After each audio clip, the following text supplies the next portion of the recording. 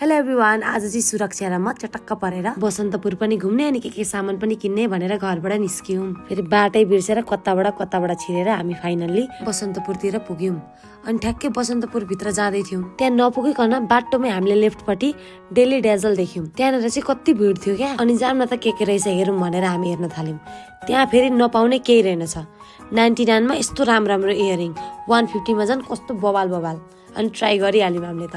50 रुपियाँमै यति राम्रो क्लिपहरू, छाता पनि पाउने, ब्रेसलेटहरू पनि कस्तो राम्रो पाउने, औँठीहरूको त झन् कुरै छोडिदिनु। अनि नाइट ड्रेस, टप्सहरू पनि जुन कलरमा पनि एभाइलेबल हुने, कस्तो राम्रो डिजाइनको टप्सहरू। अनि सुरक्षा चाहिँ कहाँ गई भनेर यसो हेरेको त नेकलेस सेटहरू लाइरहेको रहेछ। हेर्नु त हामी दुवैजनालाई कस्तो वाव देखिएको।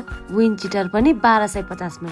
यहाँ छिरिसकेपछि त कहीँ जानै पर्ने रहेनछ क्या। नेल्स पनि पाउने, कस्मेटिक सामानहरू पनि पाउने, चस्माहरू त झन् कति धेरै अप्सन।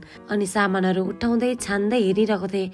ठ्याक्कै मैले चाहिँ मेरो साथीलाई भेटेँ। फेरि छोरीले राखेको रहेछ। छोरीले पनि पुरा छानिरहेकी थिए। यहाँ चाहिँ बच्चाहरूको लागि पनि धेरै थोक पाउने रहेछ। हामीलाई चाहिँ यो फेन चाहिँ सुटिङमा एकदमै काम लाग्छ। दुवैजनाले उठाइहाल्यौँ। ब्यागहरू पनि लिएँ मैले चाहिँ। अनि यो चाहिँ एसेसरिजहरू राख्ने बक्स कस्तो क्युट थियो भने नि, यो पनि लियौँ। अनि आफूलाई चाहिने सबै सामानहरू उठाएर हामी काउन्टरमा गयौँ। यो चाहिँ भर्खर खुलेको रहेछ, तै पनि हेर्नु न कति धेरै भिड। हामीले त टन्नै सपिङ गर्यौँ। तपाईहरु पनि आउनुहोस् है।